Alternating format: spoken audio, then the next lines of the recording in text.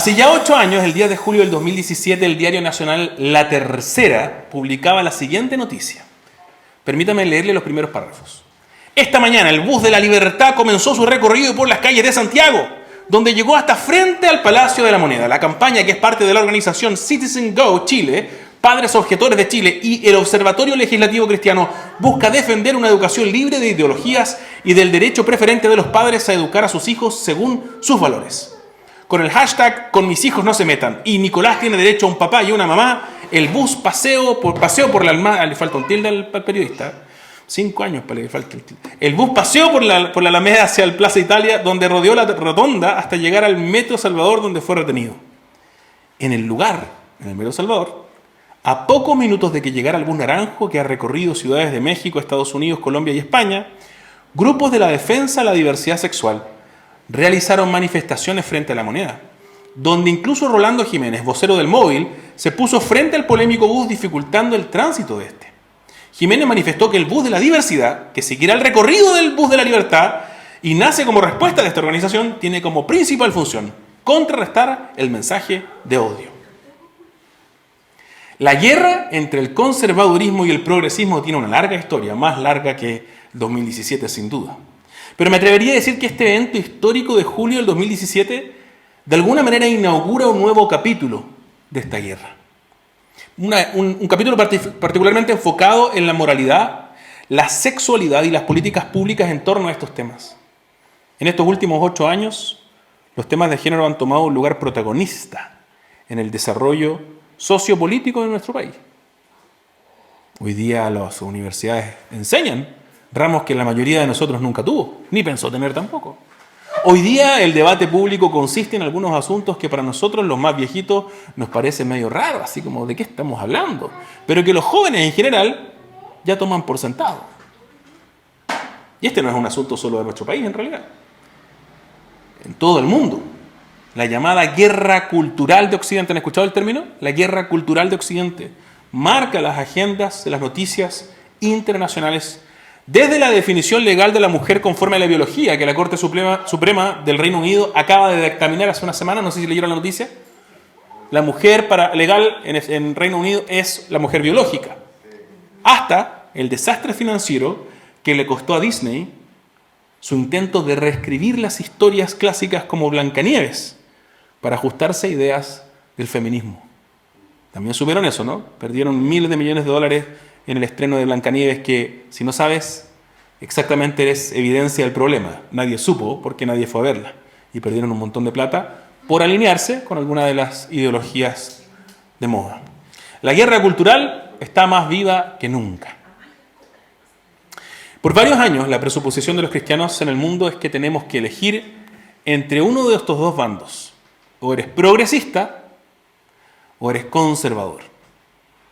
Y en Chile eso se expresa claramente, no solamente en términos sociofilosóficos, sino que además sociopolíticos. O sea, o eres de derecha porque eres conservador, o eres de izquierda porque eres progresista. Seamos honestos incluso, estamos en Vitacura.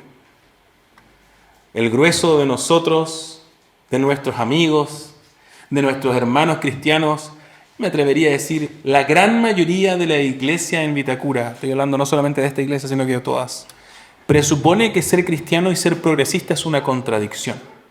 ¿Sí o no? No nos hacemos la misma pregunta respecto de nuestro conservadurismo, pero respecto del progresismo decimos no, es una contradicción. Y mientras comenzamos una nueva serie de predicaciones en torno al género, necesitamos preguntarnos, ¿es posible que un cristiano sea progresista? ¿Puedo ser cristiano y progresista? ¿Estamos los cristianos obligados a votar por el conjunto de candidatos predispuestos por el color político que dice que es conservador o que usa la etiqueta al menos? ¿Tengo que ser conservador? ¿Qué dice la Biblia? ¿Qué dice la Biblia?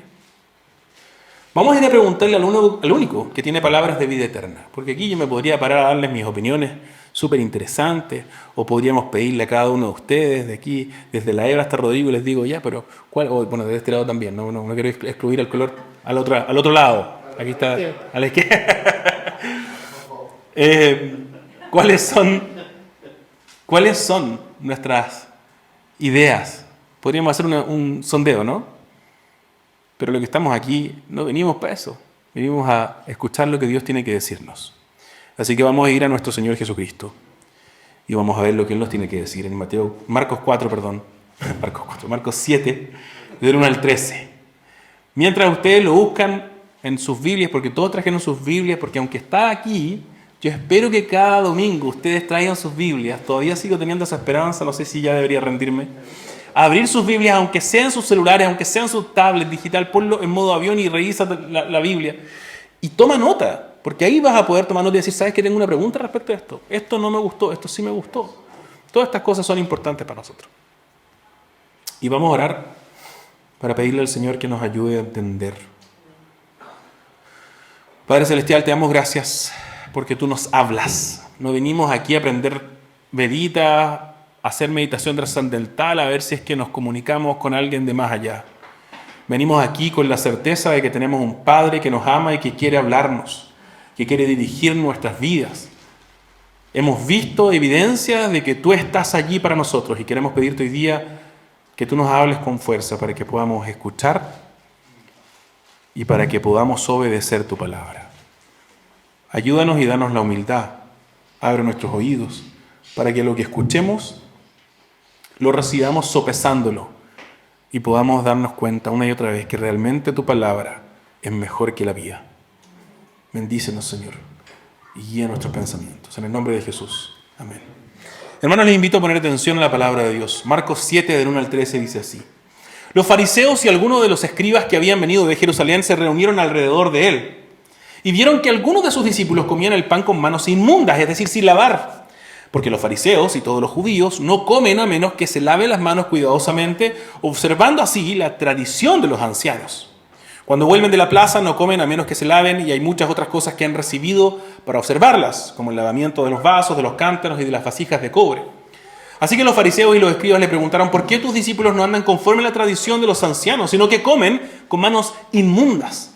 Jesús les respondió, bien profetizó Isaías de ustedes, hipócritas, tal como está escrito, este pueblo con los labios me honra, pero su corazón está muy lejos de mí.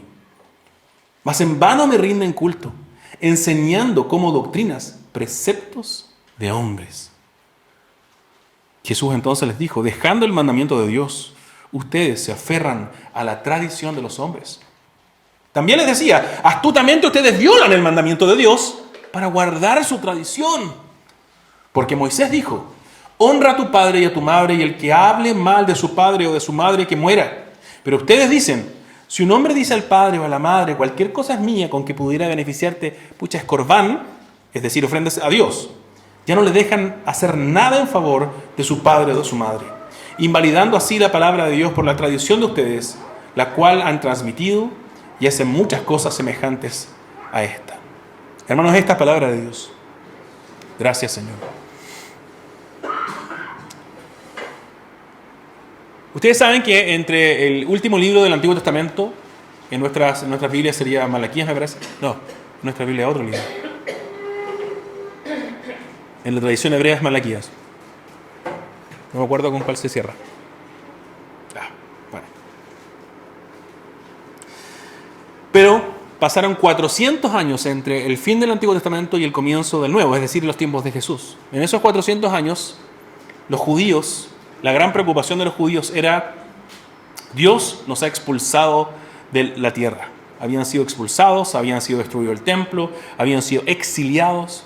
Aunque habían vuelto, Dios no había vuelto. Así que los profetas comenzaron a decir, bueno, Dios vendrá algún día. Es curioso eso porque dicen Dios vendrá algún día. Cuando los profetas profetizan dicen, y Dios entrará por una puerta en particular del templo. Y el templo fue destruido en el 70 después de Cristo. Me estoy desviando, pero quiero contarles esto. En el 70 después de Cristo fue destruido el templo. Así que tiene que haber ocurrido en ese periodo. No antes, no podría haber sido ahora, digamos, si hoy día no hay templo. De hecho, hay una mezquita construida sobre las ruinas del templo. Esa puerta fue una puerta por la que entró Jesucristo. Así que Él cumplió esa promesa. Pero el punto aquí es que durante esos años los judíos esperaban la venida, el retorno de Dios, porque Dios había abandonado el templo. Si ustedes leen la Biblia van a descubrir que en los primeros libros de la Biblia aparece Dios presente en el templo, con una columna de fuego, con una columna, con una presencia. ¿Se acuerdan que Moisés se encontraba con él y salía con la cara así como media radioactiva? brillante, decía. Claro, ¿por qué? Porque Dios estaba ahí, pero después no pasó eso. Hasta los días de Jesús, parece que Dios estaba ausente del templo. Entonces, para poder intentar restablecer de alguna manera esa comunión entre Dios y el pueblo judío, los judíos comienzan a tener un cuidado extremo con cómo se desarrolla su vida, para que no vaya a hacer cosa que Dios no venga por causa de su inmundicia. Entonces los fariseos comienzan con estas tradiciones que hasta el día de hoy se preservan. Me parece que se llaman Talmud. El Talmud es la colección de tradiciones de los rabinos hebreos que se desarrolla después de los profetas, es decir, más o menos en el 400 a.C., hasta incluso nuestros días. Y el Talmud incorpora muchas de estas reglas. Bueno, ¿cómo podemos permanecer limpios, no contaminados, para que Dios pueda venir? Porque Dios no puede convivir con lo inmundo, decían. Entonces, y ellos desarrollan todas estas tradiciones, colecciones y colecciones, bibliotecas enteras de tradiciones, de maneras de hacer las cosas. Una de ellas decía que antes de comer, los judíos debían lavarse las manos. Ahora tú vas a decir, pero claro, qué bueno, porque es higiénico, ¿no? El lavarse las manos, imagínate comer con las manos inmundas tenían las manos, somos llenos de barro, uno le dice eso a los hijos, ¿no? Cuando tienen las manos inmundas, anda a lavarte las manos. No, pero no estamos hablando de eso. Estamos hablando de un asunto religioso, espiritual.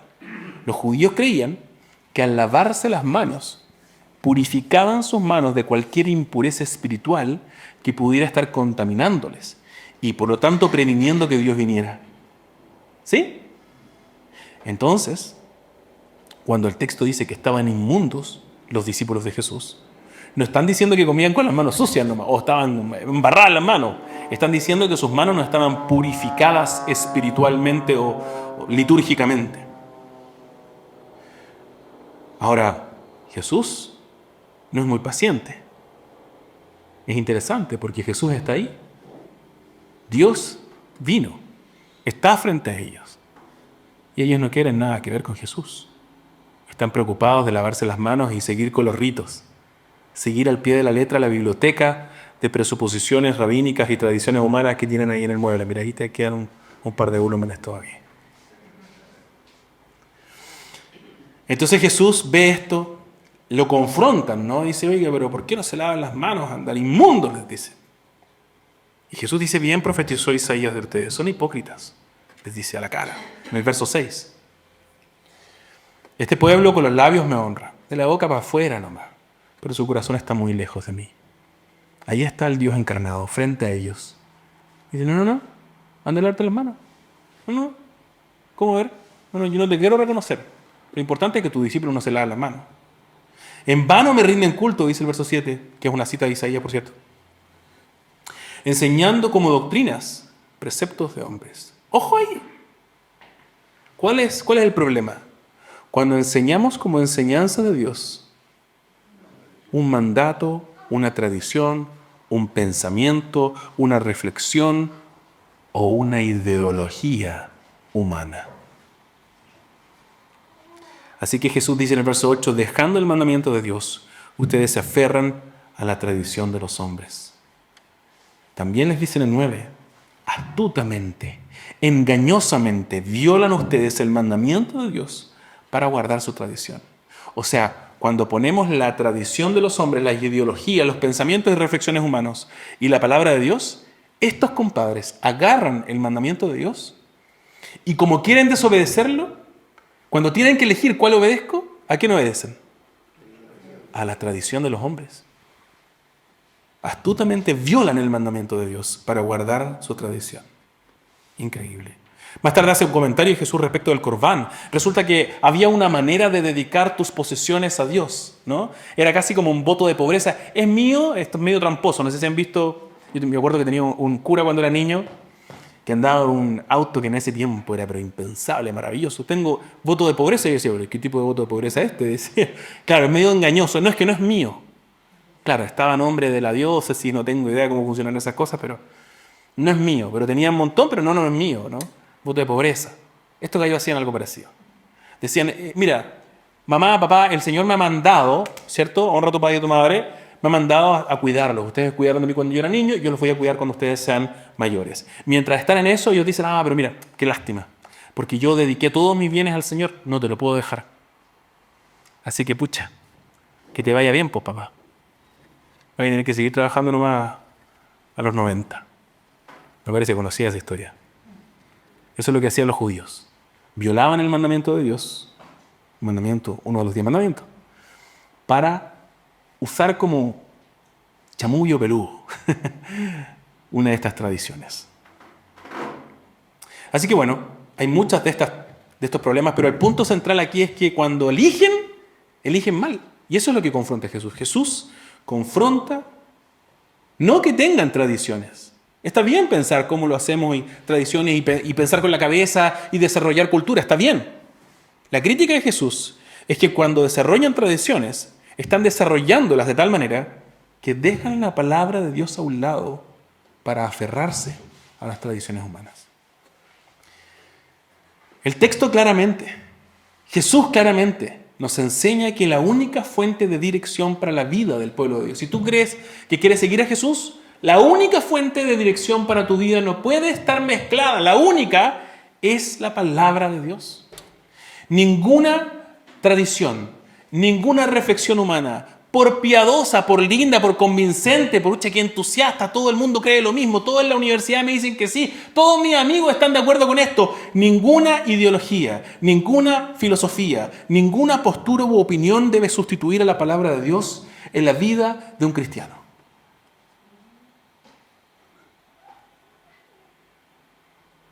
Estamos en una iglesia anglicana en Vitacura. Lo más probable es que tú te identifiques políticamente como conservador.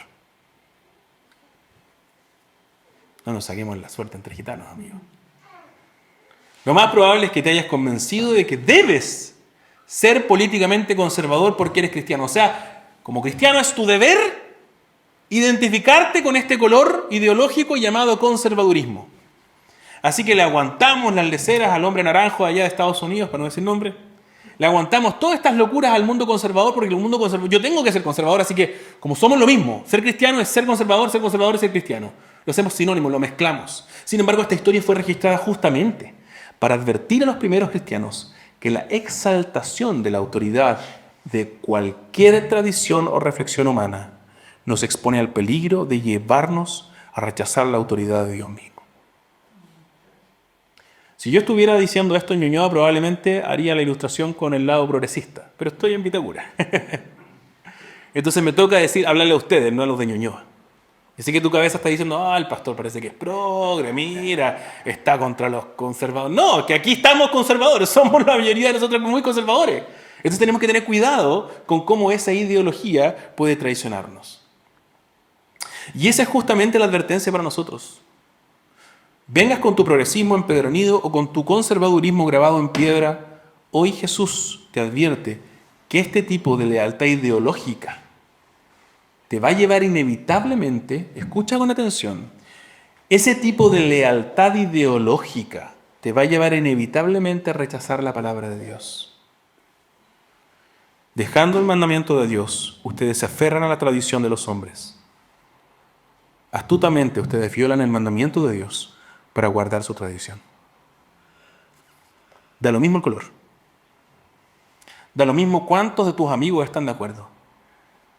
Da lo mismo cuánto te arengan esos compañeros de curso o esos compañeros de generación del colegio o los compañeros del partido o cuántas personas en las redes sociales te ponen like cuando haces un comentario de alguno de los dos lados. Tu vida corre peligro cuando tu lealtad abraza cualquier otra cosa que no sea Jesucristo.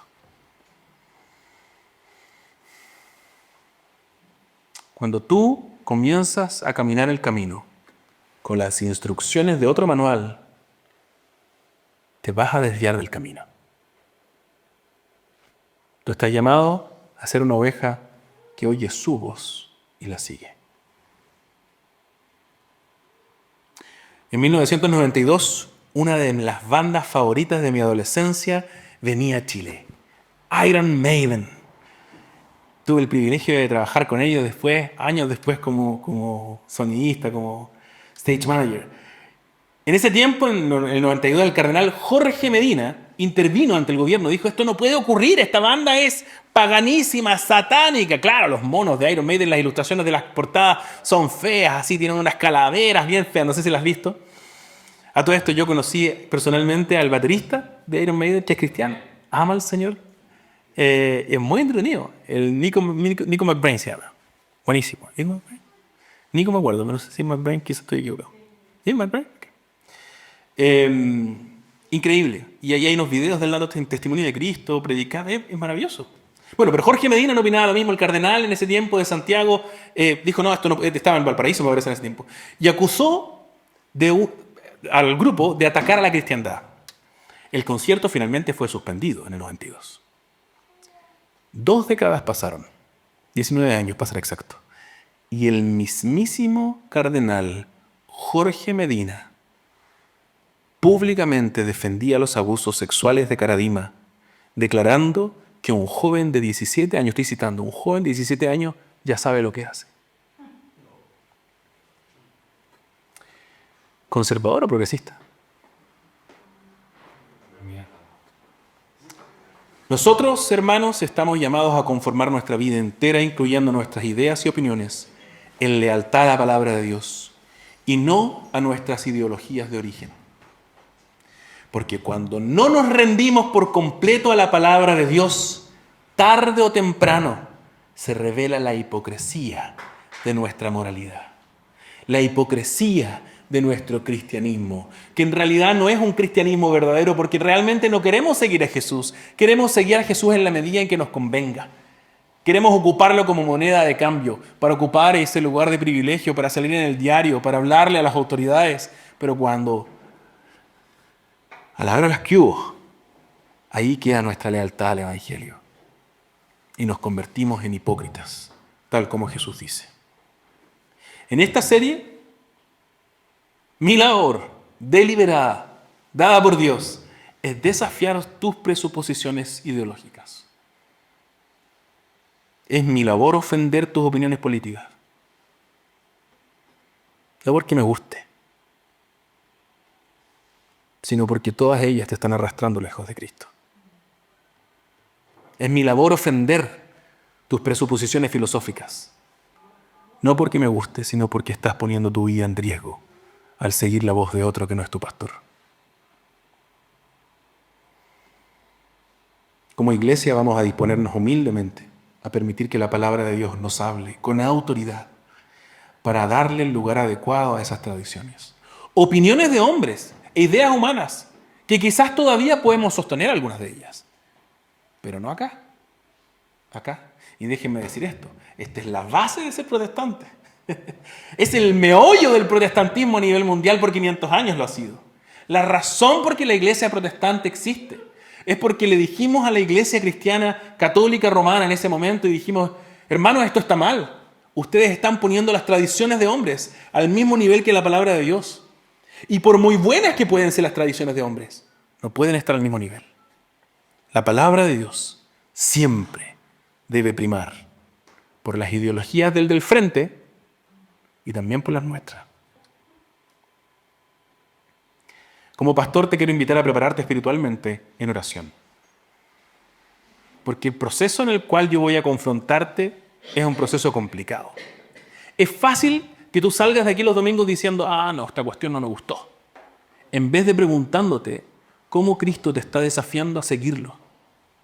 Y el punto de esta serie no es simplemente imponer una agenda ideológica en esta iglesia. El punto de esta serie es seguir mejor a Cristo. Es discernir su voz y seguirlo. ¿Puede un cristiano ser progresista? ¿O debe ser conservador, el cristiano? ¿No hay alternativa? ¿Tenemos que identificarnos como conservadores? No, pues no podemos ser progresistas. Pero tampoco debemos ser conservadores. Porque no juramos lealtad ni a un lado ni al otro, sino solo a nuestro fiel Salvador Jesucristo. Él fue quien nos compró con su sangre. Él es quien tiene la autoridad para corregir nuestras ideologías, hasta las favoritas que tenemos. Mientras entramos a la serie de género, los cristianos honestos se resisten a venir acá para escuchar lo que ya creen. ¿Escuchaste eso? Eso se llama endogamia intelectual. Yo le pondría a esto endogamia espiritual. Cuando los cristianos buscan una iglesia para escuchar lo que ya creen. Todos hacen eso. Es muy común en el sistema de mercado que hoy día tenemos de las iglesias. Cuando voy a una iglesia, no, este pastor no me gustó porque lo vi con la camisa afuera. No, entonces voy a ir a una que este usa chaquetita, este me gusta. Vamos buscando lo que nos gusta. No, pero este pastor predicó una cuestión que a mí no me gustó, me incomodó, así que me voy a otra iglesia. Me acuerdo una vez, algunos se acordarán que estuvieron hace tiempo acá, cuando nosotros recién llegamos al 2018 fue esto, que en una charla del obispo Juan Esteban ahora, en ese tiempo era el pastor, citó a Jesús, hablando del dinero, y una persona se levantó y se puso de pie muy enojada, y le dijo, a ver, cabrito, a mí no me va a venir a decir esto. A mí me gusta la plata. Y no me importa lo que tú tengas que decir. ¿Se acuerdan, no? Yo me acuerdo así, pero en ese momento se nos abrieron los ojos a los dos porque dijimos, nunca habíamos estado en un contexto en el que él está predicando y alguien se enoja. Y se para y expresa esto. Ese hombre fue honesto. Él amaba el dinero. Y el texto decía, Jesús dijo, que no puedes amar el dinero y amar a Dios. Así que no le gustó cuando el pastor le dijo lo que le dijo. Y en efecto dejó de venir a esta iglesia. Espero que ese no sea el caso. Que vengamos aquí no porque el pastor dice lo que me gusta, sino porque el pastor está dispuesto a que yo me enoje con él con tal de hablarme las palabras que tienen vida eterna, que son solo las de Jesús. Así que me resisto a pararme aquí para alimentarte con tus propias mitologías ideológicas de este tiempo. Me resisto a pararme aquí a suerte, ya les dije, ¿no? a darles el segmento de opinología pastoral. No estoy aquí para darme de mis opiniones. Nos negamos a reunirnos a cualquier otra cosa que no sea oír la voz de nuestro Dios, del Dios eterno, del Dios creador, del Dios redentor, del Dios que sostiene y que define la verdad. Nos negamos a reunirnos a cualquier otra cosa que no sea rogar que sea esa la instrucción que nos transforme a nosotros, a nuestras familias y a nuestra sociedad. Ese tipo de sermón es el que esperamos con ansias, semana tras semana, en esta iglesia. Y a ese tipo de cristianismo es el que nos invita Jesús. No un cristianismo progresista nomás, tampoco un cristianismo conservador nomás, sino fiel a nuestro Dios y a su palabra. Quisiera terminar con estas palabras y espero que el Señor las haga resonar en tu corazón toda esta semana. Esta es la instrucción que el Señor Jesús dejó a sus discípulos en Mateo 6:24. Nadie puede servir a dos señores. No, pero yo sí, Señor. No, léelo bien. Nadie, con N mayúscula, nadie puede servir a dos señores. Porque aborrecerá, odiará, despreciará a uno y amará al otro. O apreciará a uno y despreciará al otro. Ustedes no pueden servir a Dios y a las riquezas. Y me atrevo a parafrasear a Jesús diciendo, ustedes no pueden servir a Dios y a las ideologías humanas. Así que hermanos, el recorrido que nos queda por delante sin duda va a ser un desafío, pero espero que sea un desafío lleno de consuelo, lleno de gracia y lleno de una convicción profunda de que estamos siguiendo al buen pastor. Les invito a inclinar los rostros y vamos a prepararnos en oración para estas semanas que vienen por delante. Padre Celestial, te damos gracias porque tú nos amas. Gracias, papito, porque no somos niños guachos intentando por nosotros mismos entender de dónde venimos, para qué existimos, quiénes somos. No estamos, Señor, sujetos a las oleadas de la cultura para estar de acuerdo o en desacuerdo simplemente porque la mayoría lo dice. Tenemos la instrucción de un Padre amoroso. Tenemos la instrucción de un Dios vivo y eterno que nos define. Háblanos, Señor, tiernamente. Nuestros corazones son duros. Háblanos tiernamente. Conquístanos pacientemente.